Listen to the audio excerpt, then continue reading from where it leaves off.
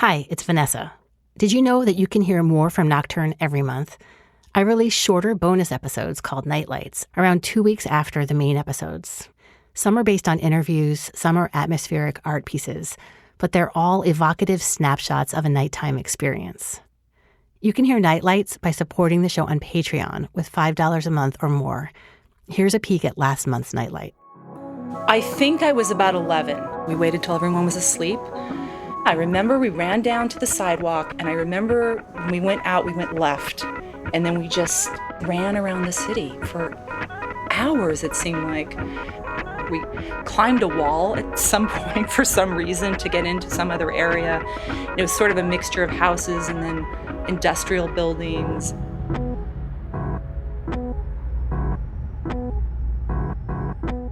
Head over now to patreon.com/nocturnepodcast to support the show. Again, that's patreon.com/nocturnepodcast. Thanks.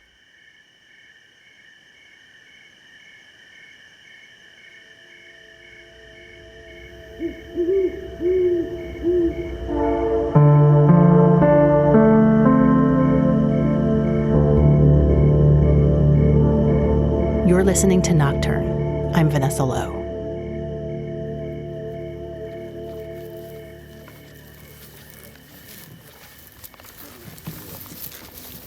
It's a beautiful night. The fog is a wonderful cover. Derek was saying that as a result, we'll be less visible, which is true. Especially from a distance. Probably 8:30 p.m., I'd say, in this December. So completely dark, a dark night, a little bit of fog. But we could still see headlights in the distance. Okay, first, hi, I'm Jack. I'll be your host tonight. But I'll be going by Telescope. That's going to be my little code name on the radios, just to be... frankly, it's going to be lovely here. There's no one out here tonight, and Derek was wonderful enough to go scout. There's no rangers ahead of us, unless they drive by right now. But we did this once before, and no one even showed up. It was just totally cool and casual. We just did our thing. Freaked out, of course, but no one showed up. So I'm just going to... So this night, we, as always, had to bring troughs to put the water in, and we placed them on the edge of a dry pond, so we know the elk used to go there for that water, and that was the hope, is two things. We don't do any damage to vegetation, but also there was a chance that the elk might wander and find the water. There's no guarantee any of this is going to work, but we want to try. Knowing full well it's also good publicity to show that we're actually just trying to bring water to the elk and raise awareness for the issue that the elk are dying of thirst. My name is Jack Gescheit. My first profession was advertising copywriter for an ad agency in New York City. Then I turned professional photographer. Then I turned environmental photographer. And then I turned environmental activist and advocate, which is how I describe myself now, using all of those tools from my previous professions to promote being more connected to the natural world, which is what we need in my grand estimation of why we are where we are, which is fouling our own life support system because we're disconnected from it. So the more you get out and see what's actually going on in nature, the thing that we need because we're part of nature, and maybe we can slow down the rather quick destruction we're wreaking on the planet right now. Jack has a specialty, you might say, at helping to bring media attention to environmental issues that he cares about. He produced a very visible series of photographs of trees covered and surrounded by naked people to bring attention to trees that were going to be cut down for development in Berkeley. Recently, his focus has shifted to a pristine landscape of rolling fields perched above the Pacific Ocean. Now I'm involved in trying to open more people's eyes to what's going on there and get the private, destructive business enterprises of cattle operations out of a national seashore, which is supposed to be a pristine, protected place by the federal government. Specifically, Jack is focused on the plight of majestic tule elk at Tomales Point in Point Reyes National Seashore. Of which there are only 6,000 in the world. 406 of them have died in the last decade inside the so-called reserve, the Tule Elk Reserve at Point Reyes National Seashore. There are several cattle operations within the national park, mostly dairy ranches. And to protect grazing land for cows, many of the elk are confined by high fences. The combination of confinement and severe drought has cut off food and water for the elk, causing them to die from dehydration and starvation. Because they're fenced and are trapped on a piece of land that can't sustain them. It's just common sense, and anybody who hears that and goes, geez, Jack, if that's true, that's horrific. Well, it is true, and yes, it is horrific. The Park Service has collected data on the elk population for years. However, during the recent drought, as conditions for the elk worsened, the Park Service hadn't taken any visible action. So this night, Jack and a group of other environmental activists are sneaking into the park to bring the elk water. I mean, I live for this. Thank you, everyone. During a global pandemic, we get to go out and play safely, outdoors in a beautiful place, and actually work to make a difference. Help the wildlife and make a difference here. We came in at night around dusk, parked, met up, talked, a circle of maybe, I don't know, a dozen, 15 of us. And then from there, we had a smaller number of cars go on to do the water delivery, and the other cars were going to stop short of our water delivery point as a decoy. The cow grate is where you guys, the decoys, will be. Flashlights. So if and when the ranchers called the Park Service on us, the ranchers would inevitably sick them on, the group of people out there, which would be a quarter mile before we're actually doing the water drop. Car lights, cut your lights, please. Actually, cut lights. The trick was to get in and get out of there before you're seen. So we're not going to have a scout at Abbott's. We're not going to even have a scout here because you're in a gulch and the radio signal doesn't carry up. But I just drove it at night, slowly in the fog with a heavy load, like I'm a ranger with a bouncy vehicle.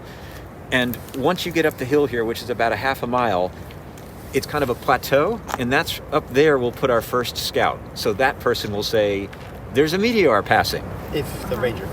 Which is code word now. The R word will no longer be spoken, unless you see a meteor, in which case then you say a ranger, I guess. We had walkie-talkies, we had cell phone communication, and we had apps. This is the on and also volume control, so that's super loud.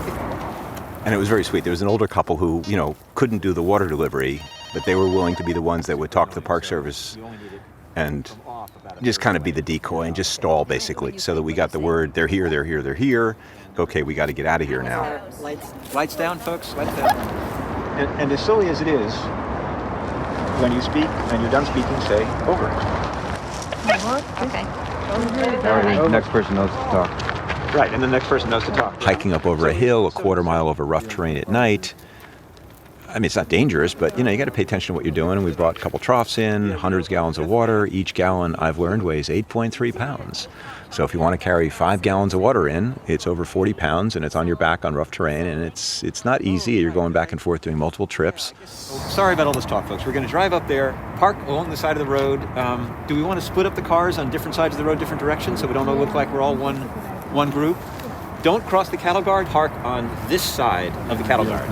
Just keep your tires off the pavement so we are safe and legal. Also, that cattle guard, when people drive over it, we'll be able to hear it very clearly from a distance. Yeah. So if a car goes over that cattle guard, we're going to know. Right. The cool thing is from the cattle guard, with headlights in the fog, you still can't see us. Nope. From the cattle guard, we're going to walk in.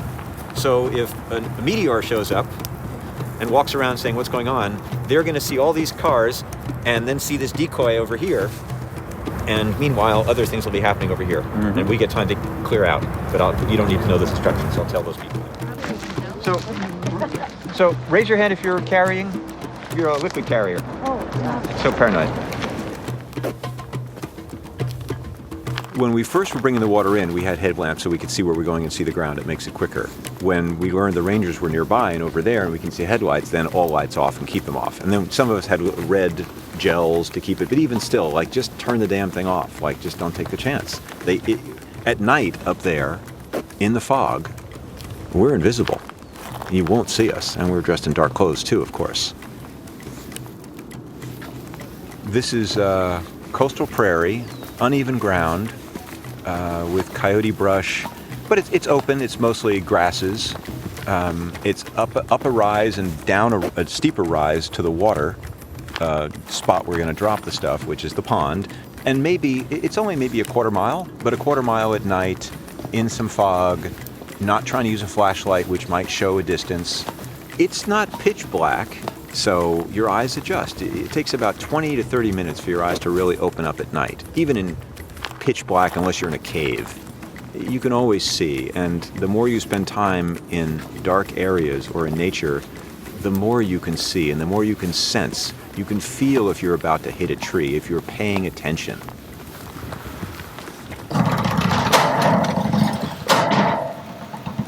Everyone good? Yeah. Everyone good? Good.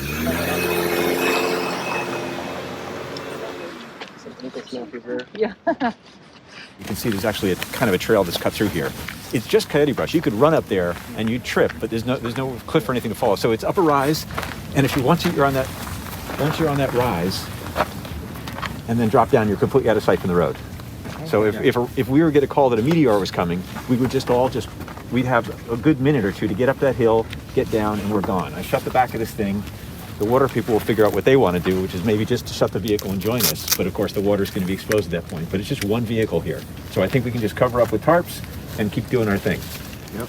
Any questions? Called stock tanks. Actually, that's the official name for these big galvanized tanks that you see people use for planters, or they're used at farms to feed cattle.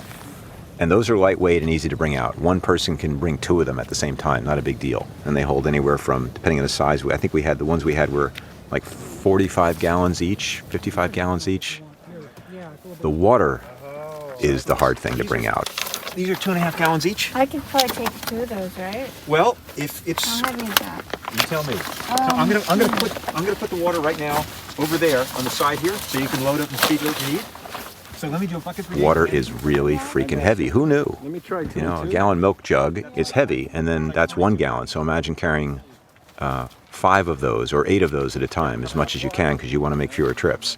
That gets really heavy, and you're lugging them at night, and there's stress and high adrenaline, and people are scared they're going to get arrested because you don't know how dangerous it is or it isn't, and it isn't really dangerous, but you're still trying to do it and not get caught. Strong, I'm going to give you something bigger and heavier. I'll try the other one. This is 42 pounds. Hang on, take a look, folks. If anyone's going to carry one of these, take a look. There you go, right? So this is homemade. A rubber glove and rubber band. Balance it out and pull you up. Yeah, fill me up. Just move away from here. This is what? These are solid, man. Yeah. These should last. I can't see where I'm going. Watch your step.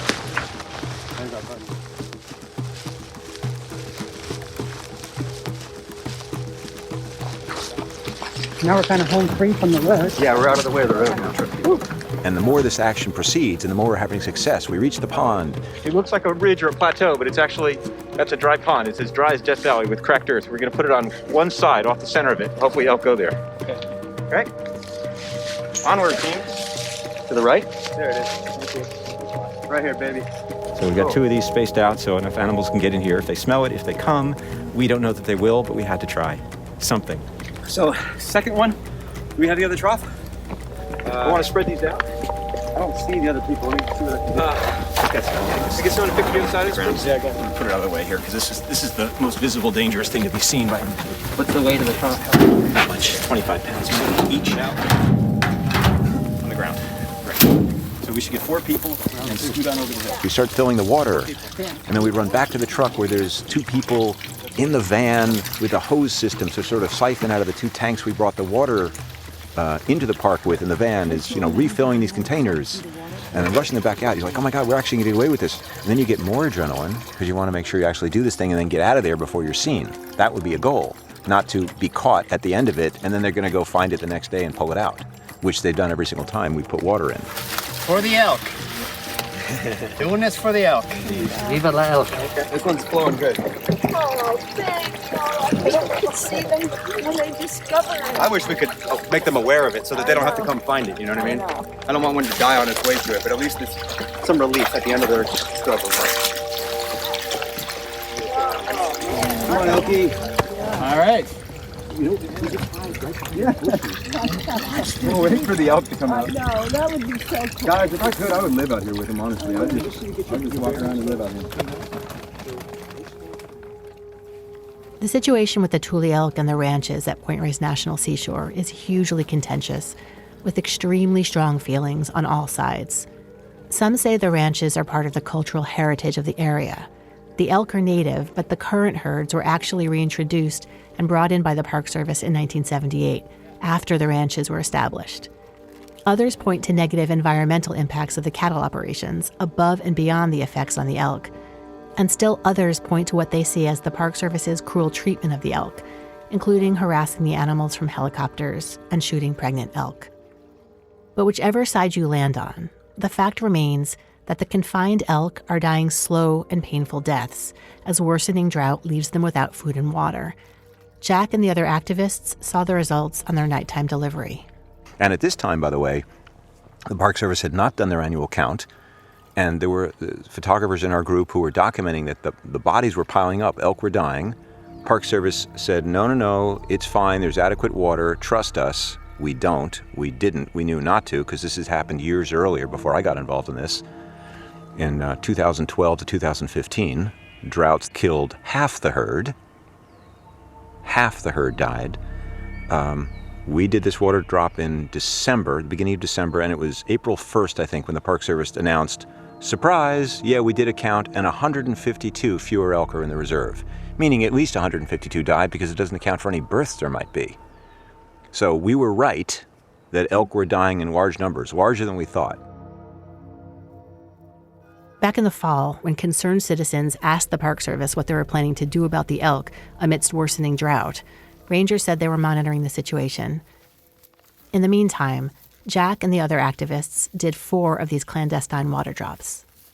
Every single time we brought water in, which was 4 different attempts, they take it out. The first time, a newspaper took a picture of us on a piece of pavement near where we put them in, so they found them, 2 days later.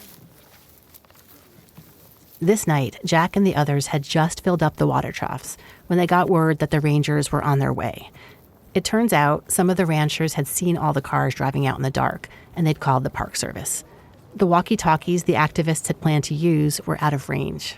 I actually was notified by an activist, God bless her, she texted me from Detroit, where she lives, at night, 11 o'clock her time, or 11:30 or midnight now at this point her time, because she had been contacted saying, can you reach them?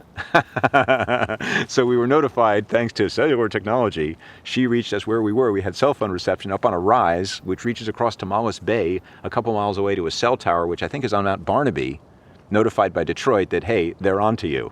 Heads up, which is to say, get your head down. And everybody was like, what do we do? What do we do? We're trying to figure it out. But like, okay, everybody, be quiet, be quiet. You know, they're not going to shoot us. You know, it's safe. It's just, God, we want to get out of here. How do we do that? We were like hiding up on the hillside, hoping they would go away, as if they would, like little kids.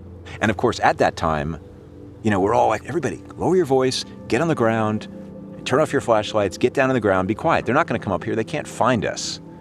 But of course, we can't get out of here. And there's no way out of here because there's a road blocking us. So what do we do? And we're talking about that. And while this is happening, for me, the highlight of the evening, a coyote starts singing. To which I say, be quiet. Let's just at least enjoy this moment here in the fog, having done this action. The water's down, but we can't get out of here. But a coyote's serenading us.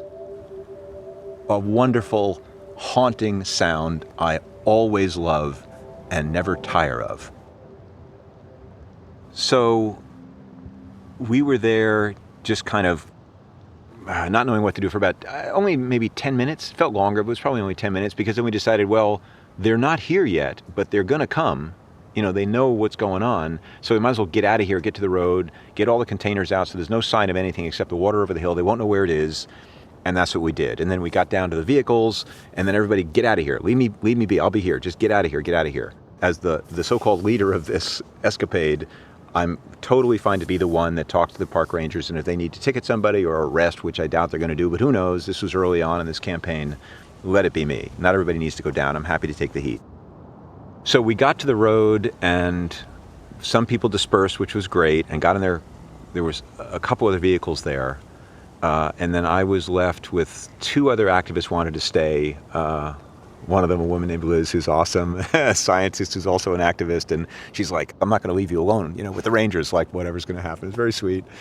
So here comes a vehicle, and it's a ranger vehicle with 2 women rangers, and, you know, I'm standing on the side of the road. They pull up and pull over, and then I walk toward them and say, you know, good evening. What can I do for you? What brings you here, Ms. Park Ranger? But anyway, so I just wanted to bring water. That's the long and short of it, without intimate detail and no plastic and no litter and all that stuff. So the ranger and I spoke, and basically saying to my, you know, not real surprise, but horror, well, you know, where is the stuff? What'd you do? Because you know we're going to have to take it all out in the morning. So the plastic jugs that are out there. I swear to God, there's no plastic jugs out there. What is the water being put into? That's a great question. I would ask that if I were in your shoes. Right, because, I mean, there's no acceptable answers. That's why I'm hesitating. Meaning if you pour the water on the dry ground, it goes away. And if you put it in plastic, then you create a hazard. When we go look out there, what are we going to see the water in? What is it? Is it in plastic, or what is it? What did you pour water into tonight?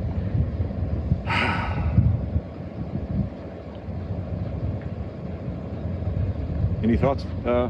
You over there, person? What, me? Yeah. Well, I mean, technically, we did put the water in the pond.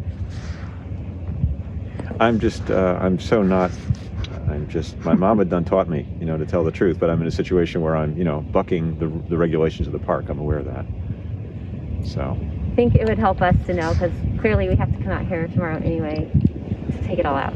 So, I mean, this is this back and forth thing that we're going to have to keep doing. So the elk only get, well, it's also, last time something like this happened. Introducing unnatural objects into wildlife that's preserve true. area. That's true, but the fencing and the cows are a million pounds more unnatural and unhealthy in killing the elk, literally killing the elk. I'm not going to engage in a debate on all the things that are going on greater. Just hoping to get the honest answer of what you're putting the water in. I'll make a deal. I'll tell you the answer to the question that I'm dying. And then we were sent on our way. I'm going to let you go. All right. Thank you.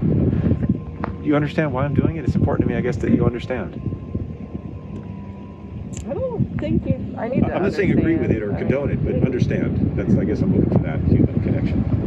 I'm not going to comment on that, but I will give you a safety thing, and that is it's pea soup fog. After being told, this was dangerous, and, you could trip out there in the fog, and you could be on the road and get hit.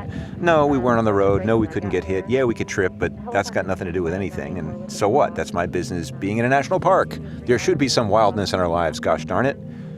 So cordial, professional, respectful, and we went our way. They left. Adrenaline drops down a bit at that point. Jack and the others got in their cars and went home, hoping that maybe some of the elk would find and drink the water they'd smuggled in for them. Rangers found the water within a few days and removed it. Why the Park Service won't leave the water is a great question, and probably just, I would only take a guess at it, and that's bureaucracy. We can't let them do these things that they're not allowed to do or authorized to do. Can't sanction it by leaving it alone. It's so simple. Knowing full well we couldn't ultimately bring enough water for all the elk out there, but we could make an attempt. And who can get angry at that? It's not like we're saying we're going to vandalize the fences and let them free, which wouldn't work because they just shoot them and put them back in, or trank them at best and put them back in, or the ranchers would shoot them, or, demonize the ranchers or boycott the ranches. I mean, that can work. I'm not saying it doesn't, but it's not my style of activism. It's got to be what I'm for. So I'm for protecting the elk. I'm for having a clean, protected, pristine national park, as opposed to demonizing anybody. I don't actually personally want to or see the need to demonize ranchers for doing a business that they've done for generations, or the Park Service, who would much prefer to be protecting elk and not mending fences for the cattlemen, which they currently do at taxpayer expense. It's all subsidized. We're allowed to be in there. It's not trespassing. You're allowed to go into the park. You can drive in there and walk around at 2 a.m. if you want. Totally legal. And put down water in troughs with a group of fellow activists, God bless them, who are willing to, who knows what's going to happen. Would we face arrest for that? I don't even know if it's civil disobedience. I'm in a court case right now, so I got to watch what I say here. But I was charged with disorderly conduct, creating a hazardous situation for putting water troughs down because I would, damage the vegetation and perhaps put myself at risk, is my guess as to what. It doesn't say in the citation what it is. And that is going to go to court. But there is no statute or regulation saying you can't bring water to elk, which is what I did. This is just successful beyond our wildest dreams, which is as we thought might happen. We drove whatever it was, 15 cars. I would say that the action was overall, all the water drops we do are successful because they raise public awareness, which is the ultimate goal. But it was successful. We got the bins in here, we have some water. At least the elk have a chance to get some water tonight. I don't think they're going to learn about this tomorrow, maybe in a couple days, but the fog is in. We're out here in a beautiful place. Elk have water. Successful.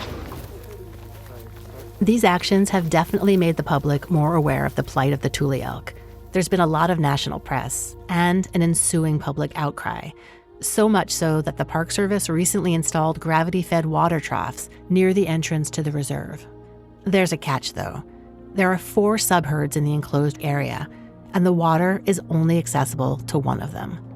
the elk are territorial, so they don't cross into land occupied by other herds. So the rug was pulled out from underneath us, which is fine, by the Park Service finally, quote unquote, bringing the elk water. So that took away our focus on the water thing, even though what the Park Service did was still, however well-intentioned or not, or just politically wise to do for them, is inadequate. So we have had endless speculation again about why the Park Service brought the water troughs in. I mean, we assume it's just to sort of tamp down the public relations nightmare, and they get their directions from on high. That's our guess, but who knows? I mean, they haven't adequately addressed the problem, which is there's not elk water everywhere in the reserve for all of the elk to get water, and even if they did that, there's inadequate food.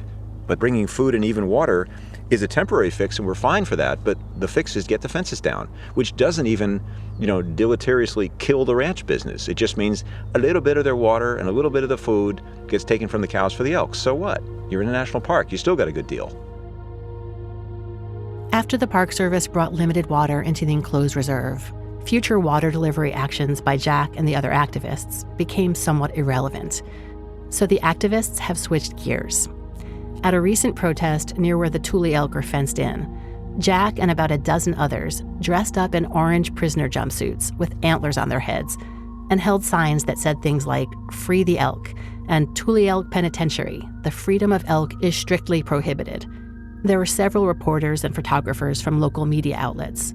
That was all part of Jack's plan, and it's having an effect. A group of scientists sent a letter to the National Park Service criticizing its mismanagement of the fenced-in elk at Tamales Point and urging them to update its plan. And also, the Harvard Animal Law and Policy Clinic has filed a lawsuit against the National Park Service, as well as Secretary of Interior Deb Haaland, for what they say is its negligence in allowing the elk to die slow and preventable deaths as a result of starvation and dehydration at Point Reyes National Seashore. Jack is one of the plaintiffs. This is all part of a long game. There's the goal, and then there's the strategy, and those are different things. So the goal is free the elk, and then eventually get the cows out, because we know that's going to take longer. But then there's your strategy, which is a different thing. How do you accomplish that? Do you go yell at the ranchers? Do you go yell at the politicians? Do you go write Secretary Haaland, who's actually in charge of the Department of Interior, which runs the Park Service?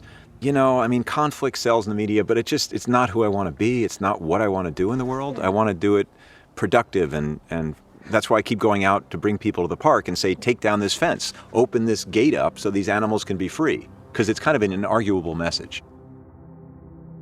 The issue of tule elk and ranches in the Point Reyes National Seashore is complicated. There are good people on all sides, and there are no easy answers.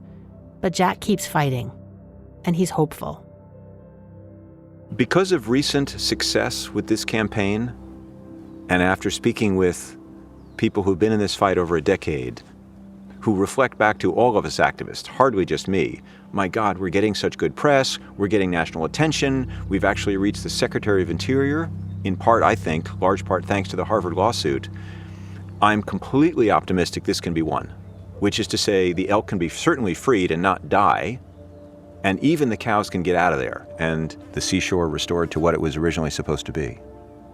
It's just a matter of focused, sustained attention. If we keep raising the awareness so more people go, oh my God, why would they kill the elk in a park? Can't there be both elk and cows? Oh, you say there can't, Jack, because the cows pollute the place? I didn't know that. Really? Do cows pollute? It looks so nice and green. Well, that's misleading. It's not truly what's happening. We can absolutely win. I'm just completely convinced of that. It's what gives me hope, my God. I mean, it's why I'm not just saying I want to end deforestation in Brazil. I don't know how to take that on. It's too big. But here in progressive, environmentally aware Marin County, California, where they're shooting the wildlife in a national park for the cattle industry, it's just so simple and so wrong. You just have to broadcast it enough for people to get that message, and we can absolutely win the campaign. Win the campaign. We can do the right thing by the planet, by nature, by the elk, for everyone.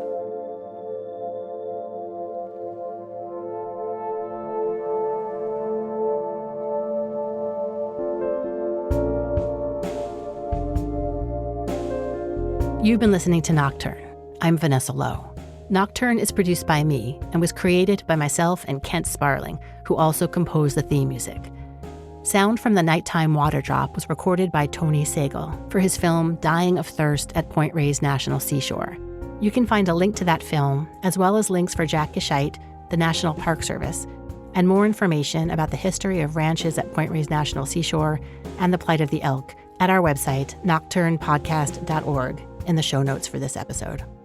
Thank you to Danny Sellier, Josh Gagnon, and Chris Schaefer for supporting Nocturne on Patreon at the Happy Possum level. Picture a possum in the middle of the night in a field, bowing in gratitude. And that's me. Support Nocturne by heading over to nocturnepodcast.org/support or go to patreon.com/nocturnepodcast. Till next time, thanks for listening.